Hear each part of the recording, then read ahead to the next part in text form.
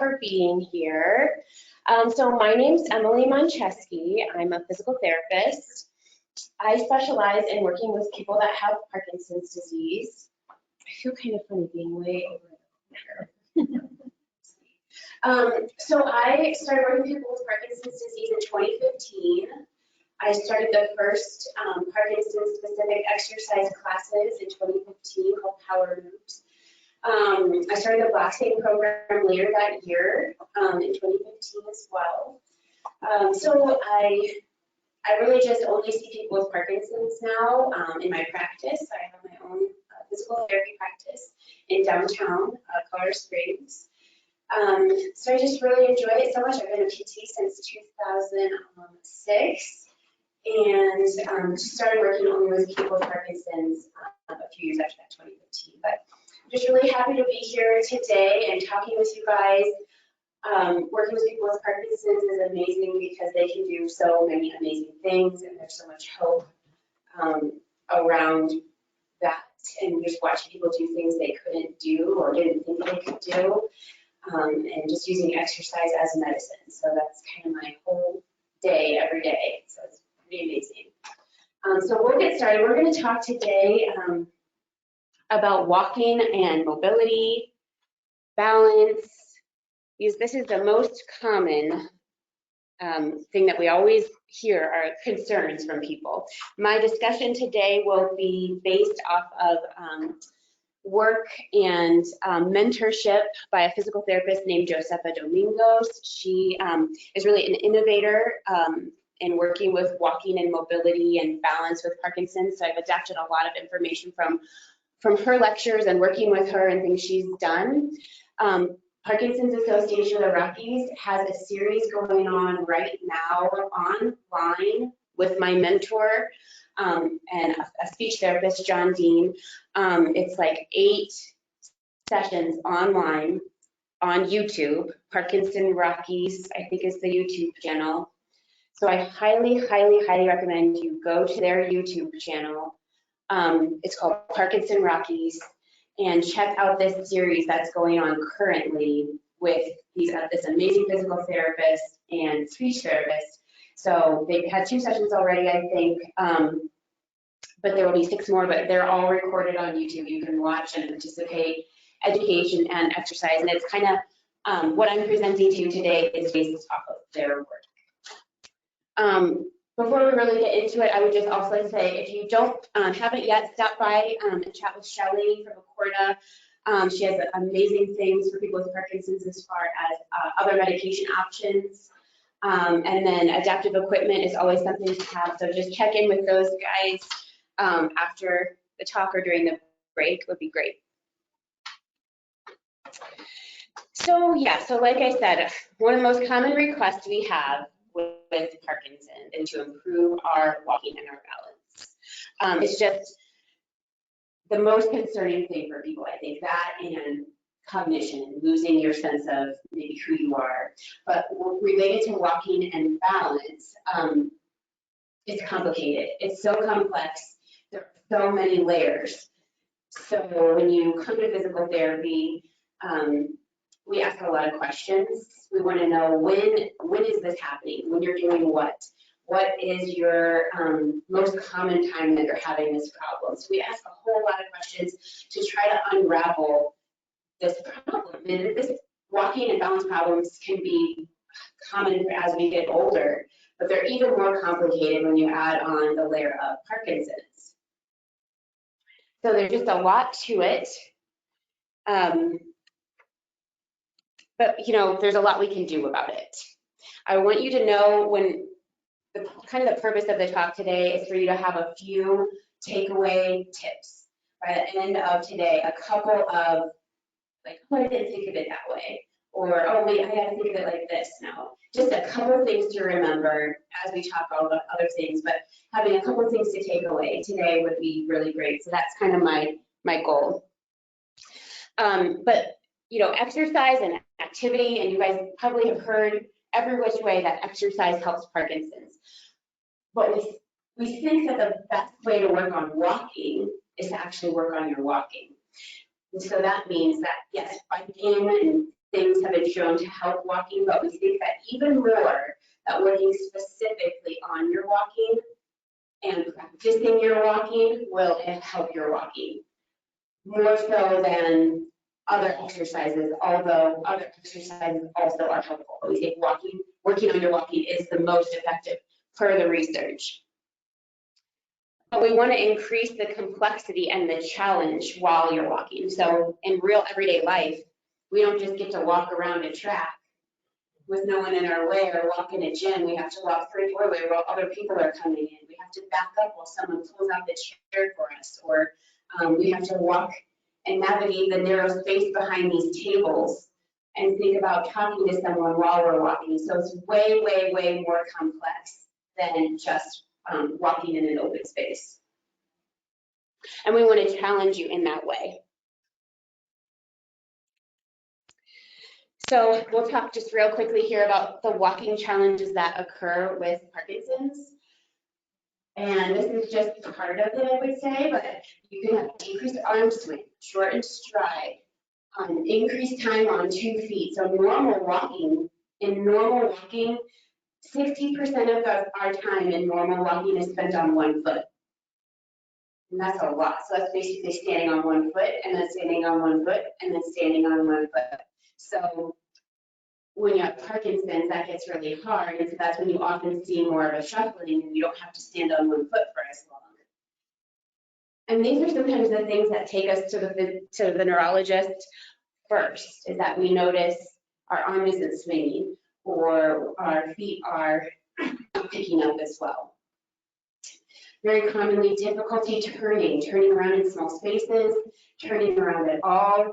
This is across the board very, very common. We also have posture changes while walking, the hesitation and freezing. I'm sure you guys kind of know what that is, but that just means when you feel like your feet are stuck to the floor for a second or two. That's called freezing. And so we'll talk more about that.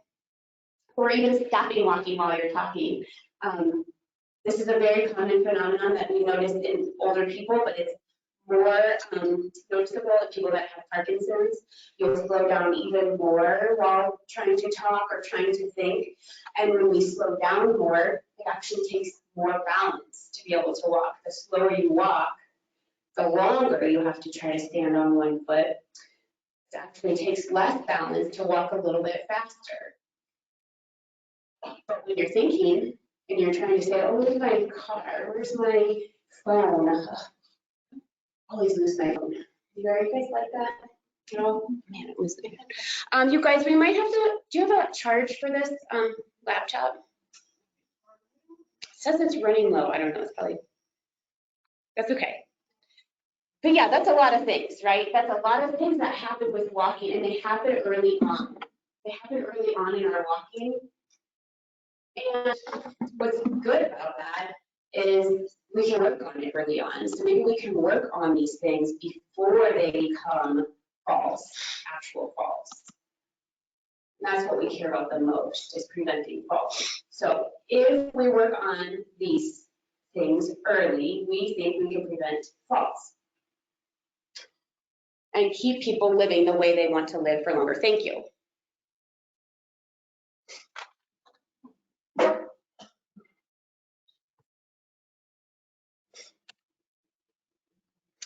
So definitely seeing a physical therapist early on in the diagnosis, just to bring awareness to prevent movement issues and prevent movement issues as soon as possible. So even if you think, oh, I just got diagnosed and I'm doing pretty well, this is the time to prevent those things and really work with someone that will look at the subtlety and the subtle changes of your movement early on to start preventing these things from progressing. We think we can do that, but it definitely helps to work with someone that can identify those things, because with Parkinson's, sometimes you don't know that you're not swinging your arm, or you don't know that your head is more forward, or that you're not kicking your feet up. So just beginning to get some practice around that and training those things early can maybe prevent the whole cascade that leads to falls, which is what we worry, like I said, what we care about the most. I'm going to give you one pro tip, just pop this in here. One thing that we've been learning and like I said, one of my mentors really says if she could talk to every person that just gets diagnosed with Parkinson's for 30 seconds, she would say, work on separating your feet. If you can work on separating your feet, you can improve the whole trajectory and cascade of losing your balance, postural changes, freezing. And when we talk about separating our feet, we actually mean the heels. Because we might say, oh, stand with your feet nice and wide apart, and we look down and our toes are wide apart, but our heels are close together. And that creates a little bit of an instability just by the way we're standing. So if we could change one thing, we would try to get the heels and the toes about hip-width distance apart. So wider apart, and trying to stop that way. If you stop you're walking, trying not to stack the feet real close together. And it's something that becomes more and more common and more you don't realize it's happening. And it feels normal to you to stand with your feet very close together. And this feels funny. And this feels weird. It feels like a wet diaper, and that's how it should feel. That means you're doing it right, you know. But that means you're doing it right. So if it feels weird, it feels awkward, you're doing it right.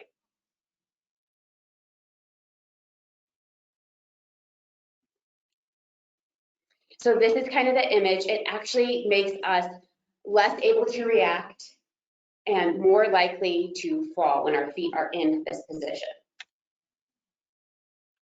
The other thing that's a big message for today that I just really want to highlight, and I'll say it a bunch of different ways, is that walking with Parkinson's cannot be done without considerable attention. It is not possible to tell someone with Parkinson's not to multitask. Because by definition, walking, posture, being loud, if you have Parkinson's, it requires your attention. When you don't have Parkinson's, it doesn't. And that is just blanket statement, take home message, bottom line for today. If you want to walk well with Parkinson's, it requires your attention. You cannot expect it to just come out and it won't, because you don't have the brain chemistry for it anymore. And it's not you, and it's not you being lazy, and it's not, you can't remember, it's literally chemistry that you don't have. But we have, I have it. Your spouse, partner, friends have it. So if you want to walk well, you have to think about it. That's just like from the definition of Parkinson's, from James Parkinson in like 1818, he made note that you have to, people with Parkinson's can walk well if they pay attention to it. So how can you pay attention to anything else? Well, one thing you could do is begin to start having people around you help you, your care partners, your friends, physical therapists, have them start to help you be aware of corrections that you can make in your walking. Because again, you may not feel it, you probably won't feel it. You won't know if your head is going down, your arms is swinging, or you're shuffling. You may not know it. It's very, very common that you can't feel it because that's part of the disease. That's getting the feedback from the body and having that be accurate is impaired. Getting feedback on how big of steps I'm taking right now is happening, and I don't have to think about it. And in Parkinson's, that part is impaired. So you won't know necessarily that your arm isn't swinging or that you're not picking your feet up. So you're going to have people help you, but it's ideal to possibly have it be more of a positive reinforcement. So the pro tip is maybe spotting when your person is swinging their arm and saying, oh, your arm looks really good.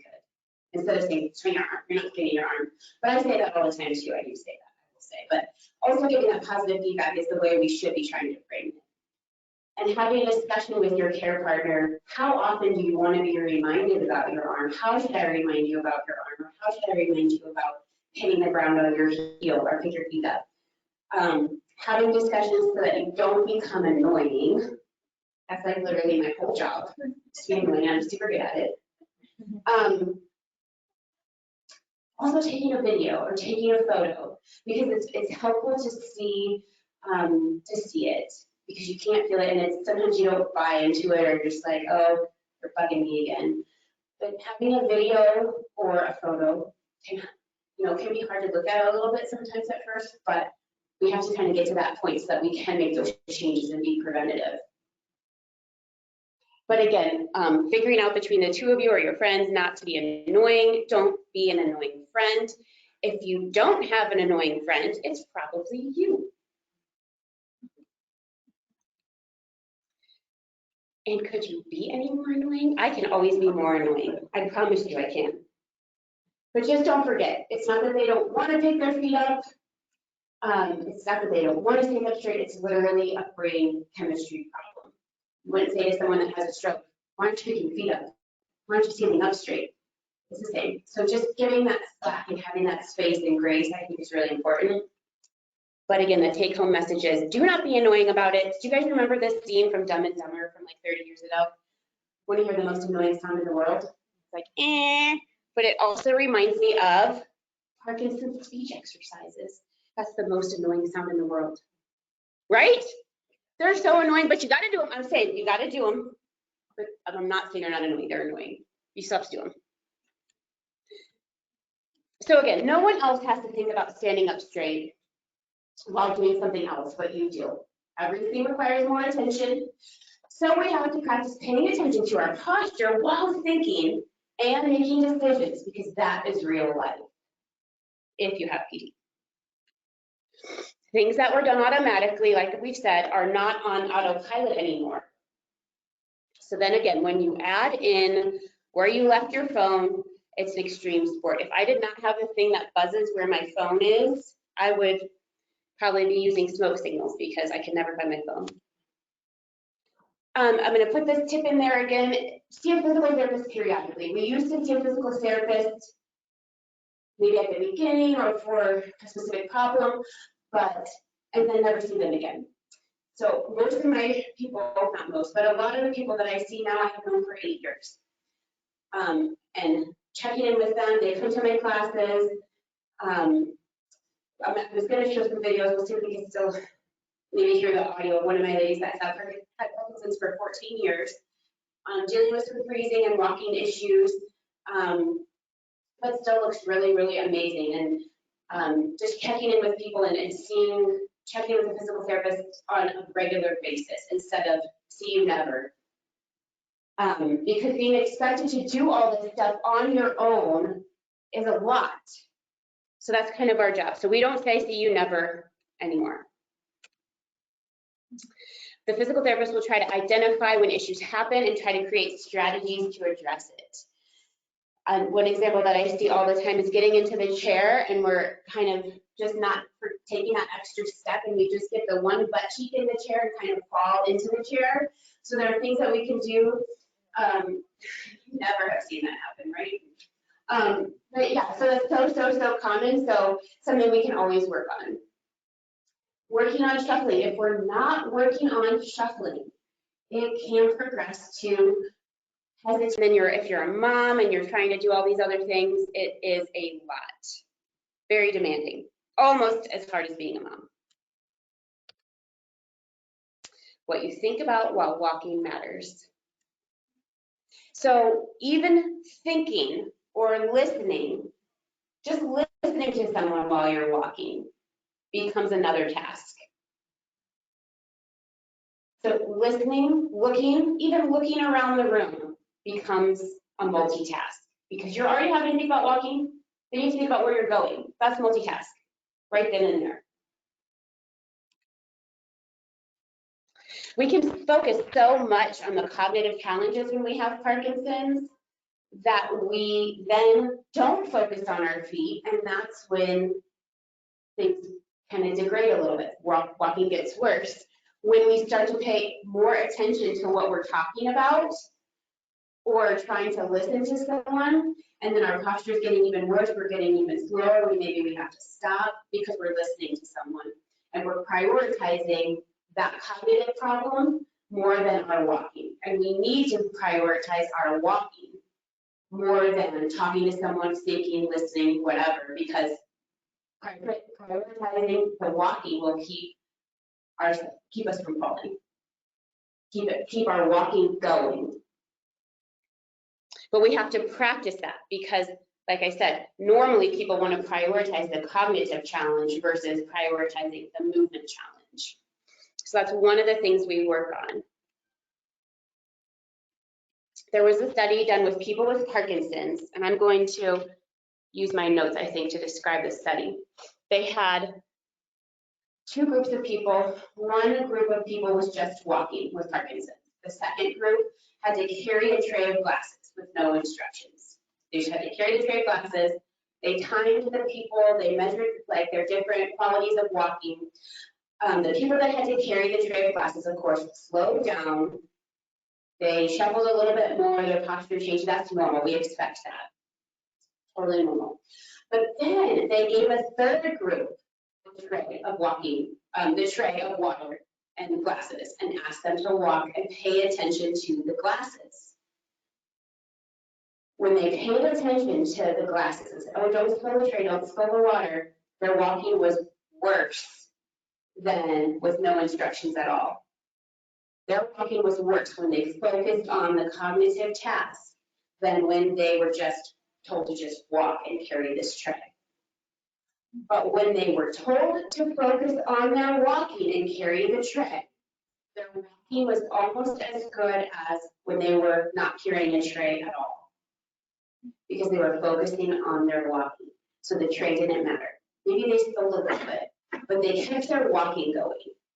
And why is that relevant? Because like even as a care partner, you might say to your person with Parkinson's, oh, don't spill that water, careful with that plate, and they fall. But they kept the plate together, you know, so like just kind of thinking about prioritizing, how do you discuss these things and what do you want to say to someone? And, you know, in that instance, focusing on the feet, focusing on the walking versus focusing on the tray. Does that make sense? Good. Yeah, so what you pay attention to matters. Partly we think this is because there's shared brain circuitry in your brain, so same networks between walking and thinking. So walking and thinking may have some of the same brain circuitry. If you want to have a difficult, this is a hot tip, pro tip, difficult conversation about what to have for dinner, because that's the worst discussion of the day, every day. Oh my God, if someone could just tell me what I'm having for dinner. Sit down and have that discussion. Instead of trying to walk and talk, sit down and have these difficult discussions. That is not cheating, that's not a compensation, but it allows you to be safer, it allows the conversation to go more smoothly. Make that part a little bit easier on yourself. I have a lady that I work with, she was telling me about a difficult moment, like a week or two ago. And she was telling me about this moment, and it was very difficult, and she was extremely stressed. She was telling me a story of a very stressful thing that happened. And she's standing up, and I'm watching her totally go from standing up, she's telling me the story, to just losing it. I mean, losing her balance. I had to go walk behind her and grab her because of the stress of the story. And I'm preparing this talk for you guys, and then this is happening. Ugh, this is my fault. You know, I should have had her sit down and tell me this, but it just shows you right then and there, like, this is a real thing that, and that's why I keep kind of repeating the same points. Just being able to think and talk and stand up and keep your balance is a lot for one person to do all on their own, unless you are a mom of a 4-year-old. You can do it. Yeah, I do not keep it together, let me tell you. So anyway, yeah, so that's just a real thing. So that way no one has to remind you about what you look like, what your shoulders look like, while you're sitting down having this difficult conversation. But also, we want to practice doing the thing that's hard, as long as it's not too hard or too easy. So we want to practice kind of stressing you out while you're moving, and being loud, and swinging your arms, and prioritizing your movement. We want to practice that. When you're having a serious conversation, or you need to sit down, have that conversation. But let's practice also moving and having a mental stress and keeping our arms going. So that's what we like to do, and having you make decisions. We talk about trying to ask you to pay attention to multiple things at once, and that doesn't mean saying the alphabet backwards or counting forward by sevens or anything like that, but it's more about making decisions, which we have to do in real life. Should I walk this way when they're pulling the chair out, or should I walk this way? All of these things happen subconsciously for us, but for you, we have to practice that and practice making sure you pick your feet up while you make that decision. You guys have heard about people getting in accidents for like texting and walking, like running into things. Yeah, don't do that. So we are trying to improve your ability to do what you used to do automatically. I'm not trying to make you be able to type on 2 computers at the same time, nothing like that, but I want to have you be able to do what you used to do more automatically.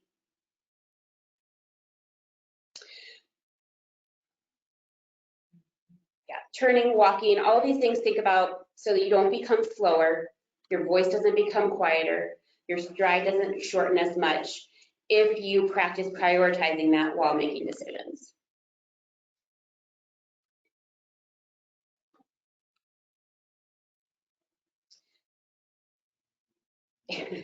Yes, we are just definitely not trying to teach you to do all these crazy things all at once. And if you want that done, ask a mom. We want to guarantee your movement quality while doing these tasks. So we want to, when we're challenging you and saying, okay, when you hear this sound, do this. When you hear this, do this. We want to make sure you're still doing it big. I tell my people all the time, no matter what I want you to do, keep moving big. Let everything else go.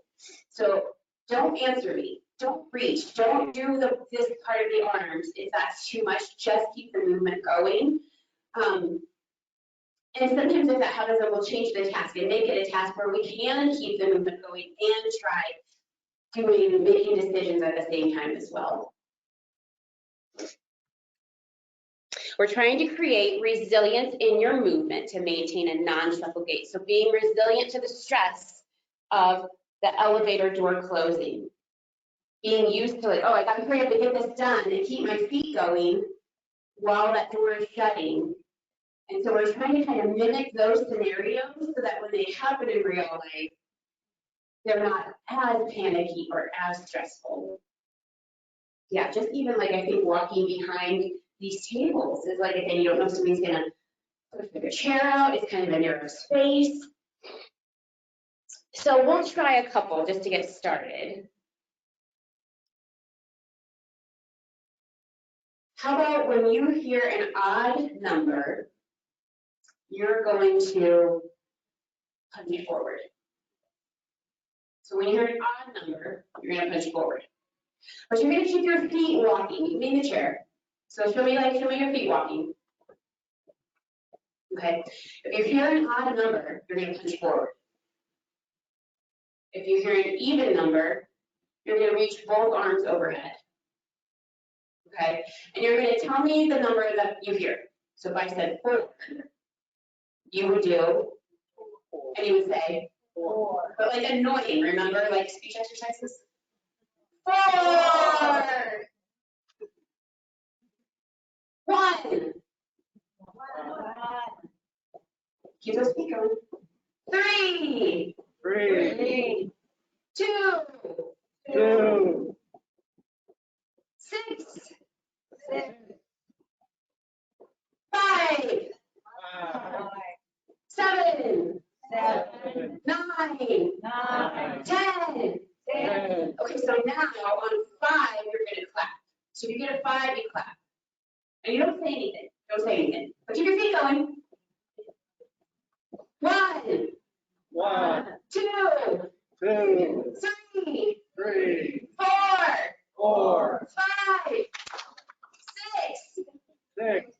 7. 8. 9. 10. 5. 2. 4.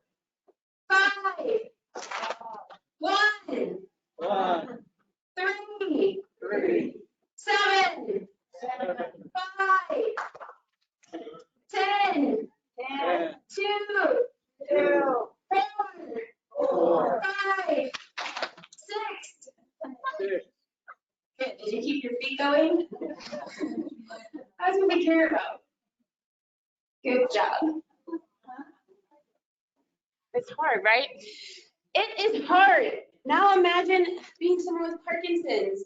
That's how they feel all day, all day.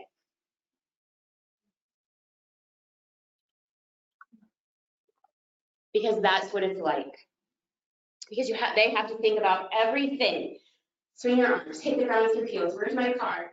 What did you just say? Stand up straight. Oh yeah, talk loud. It's a lot. So we're trying to learn when to focus our attention on what.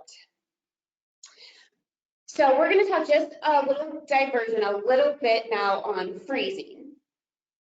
Because right now, so far, I've been talking about how to prevent freezing, kind of in a way. How do we prevent gait changes and falls and things that we don't want happening? But let's say they're happening. You're having a pause or a hesitation. What causes this? We think it's just a kind of a short circuit in your brain circuitry that's almost telling both feet to move at the same time, or no feet to move at the same time, all at the same time. So the signal's not getting there to your feet. If your feet are closer together, the brain is going to have a harder time deciding which foot goes first. So if we talk about going back to having our heels nice and wide apart from the get-go. So you go to get out of your chair, you've been sitting for a while, and you've been watching, I've been watching Top Chef. Do you guys have ever watched that show? Like, been watching that show. But say you've been watching that show for like 3 episodes, you go to get up, it's hard to get going again. If you go to get up and you keep your feet wider apart, maybe one even slightly further forward, and you stand up, then you're already kind of ready to take a step with the foot that's in the back. Because the foot that's in the front is kind of already taking a step. So you're making it easier for your brain. You're kind of cheating for your brain and saying, okay, I'm going to step one foot where it's already kind of taking a step. My feet are wide apart, so now I'm ready to go. I'm just going to pick up the foot that hasn't just taken a step, and now I'm ready to go. So that little tip, another thing that you can take away from today, possibly if you have that issue, but keeping your feet wider apart, training that from day one, thinking about just that thing can be very, very helpful. The most common times we have freezing are turning, narrow spaces, approaching an object, getting started. So approaching an object like walking up to this and picking this up. Sometimes judging that distance can cause us to almost freeze a little bit. So there are things that we can work on specifically to address that problem. Things that worsen freezing, not cause per se, but things that worsen freezing are when you're tired, you're stressed, your meds are off, or you've been sitting for too long. Speaking of meds are off, Shelly has a medication that can help when your meds are off. So talk to Shelly over there. But the research-based guidelines for therapy for freezing, these are the main things for freezing shown in the research. Number one is called cueing. So using cues, which is kind of a fancy word for tips and tricks, really magical tricks. We'll talk about those a little more. Walking on a treadmill or outdoors, they have different benefits. But in the research, the most vigorous and well-done research studies that help people with Parkinson's are treadmill, walking, outdoor walking, using cues or magic tricks, and dual task training or cognitive training while walking. And that's kind of what we're talking about overall today. If this link will even work. You think this will work? Yeah. Oh, is that what you had pulled up? Yeah. Oh, yeah. Okay. Do you want to do it? Okay. This is a video of cueing strategies on a treadmill. So it's lines on a treadmill. Ooh, I don't know. Yeah. Okay. So this is a video of my mentor. You just saw that again. They have a bunch of videos on Parkinson Artist YouTube coming out right now. But she's using these cues, tape on the floor. She's using tactile cues, helping him push his foot further forward. And then they're also counting. So They count 8 steps together, then he counts 8 steps himself. They count 8 together, 8 himself, just so that there's a little bit of a cognitive challenge. That's pretty simple. But that's kind of the cueing example that I wanted to give you. Thank you. Thank you so much. So with freezing, squats won't fix it. And I love squats, let me tell you. Do I like squats, Jody? We do a lot of squats, bro. Okay. Squats will not fix this problem. It's not a strength problem. It's a brain problem. It's a thinking problem. It's an attention problem. So people, and I want to stress because people come and say, oh, then he needs to work on his strength. His legs won't pick up, they're weak. His legs are weak. He can't pick his legs up. So just to be clear, that's not what it is.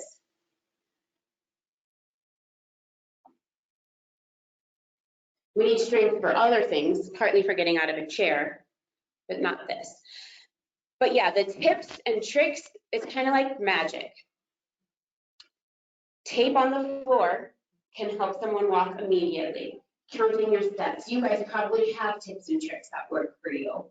Using a laser pointer to step over, putting your foot in front of someone. There are all kinds of tips and tricks that can be helpful for these certain scenarios, for the doorway, for the elevator, for turning around in a small space. The tips and tricks don't work forever, so sometimes you have to find a new tip or trick. You will have to find a new tip or trick.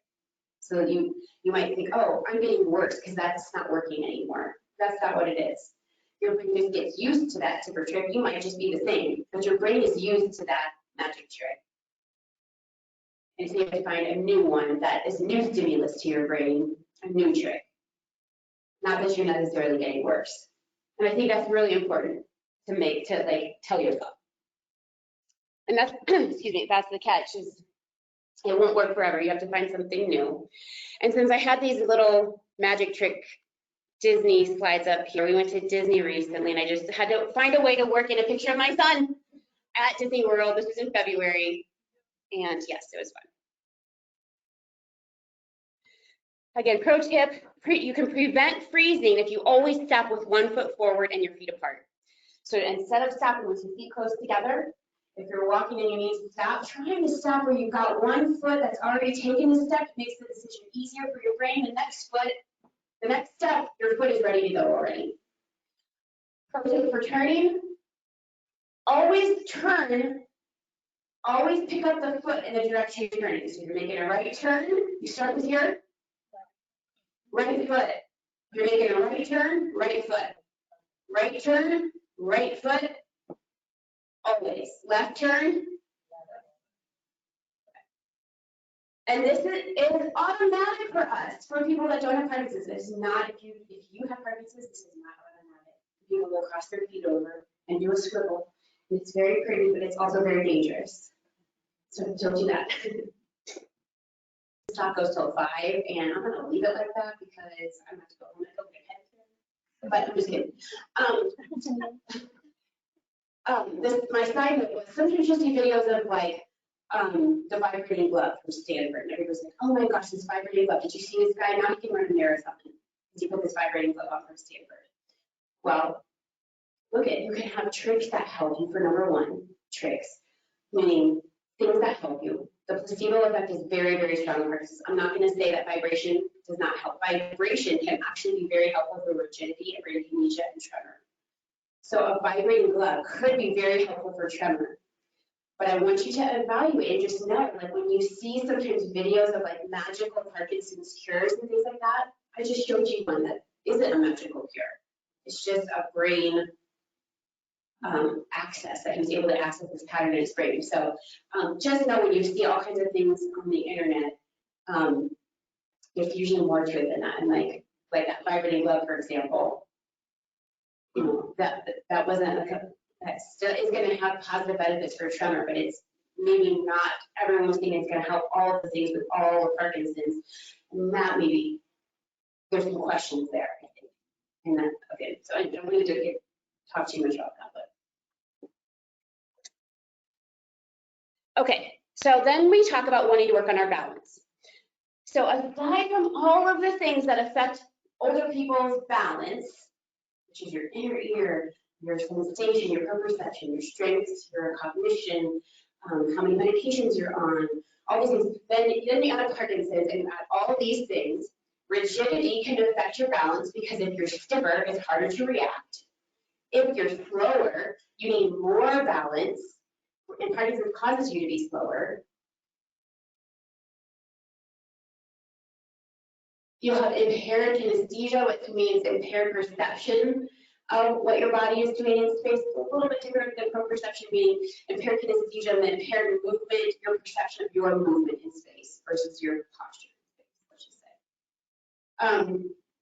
And impaired automaticity. So like we've been talking about all day, is everything becomes a multitask. So these are special things that make balance in Parkinson's more difficult than just older people in general. I fell 2 times about a month ago in 2 days. So it's not just older people, but I am 40 now, so maybe that's what it is.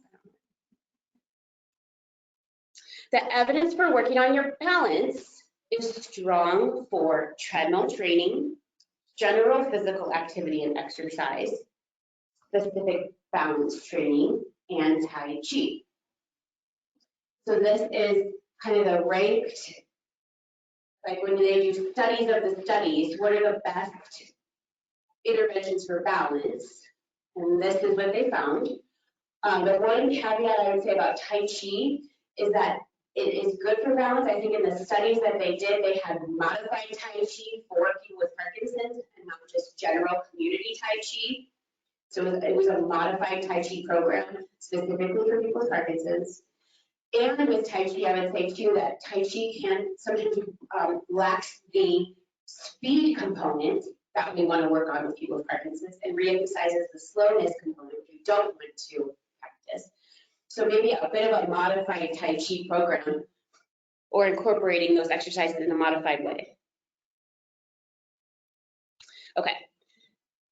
So when I work with people with Parkinson's on their balance, it's kind of hard to work on at home because they need to be falling or almost failing the exercise in order to it actually be effective.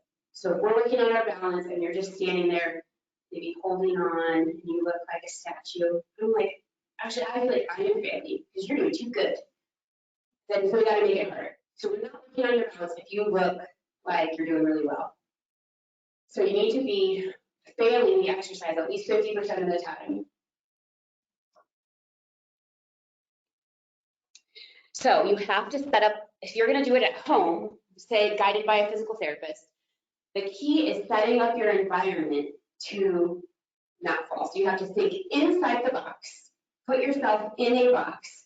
So I would literally stand here with something in front of me and something behind me. And then I can feel like I can really challenge myself because I'm not going to go anywhere. And I request that if anyone I work with that works on their balance, they have to put themselves in a box to work on their balance. Because if you're not challenging yourself, you're wasting your time. But if you're challenging yourself and you're falling, that's going to waste a whole lot of time too, because you're going to be having hip fracture. So this is just a scale that we kind of use to decide if the exercise is appropriate. When we work with people with Parkinson's or really anyone on their balance on the scale, they should be rating themselves as feeling like a 5 or a 6 when I'm doing exercises with them. So when we're doing exercises, they should feel that the smallest movement or shift could cause a fall. They should feel that they almost need to step or grab the support in order to avoid a fall. So that's how you should be feeling when I'm working with you on your balance. Kind of like you're almost going to be falling. And so people think, I'm doing terrible. I'm like, no, this is what I want you to be doing. If you're doing really well, then I'm not doing my job.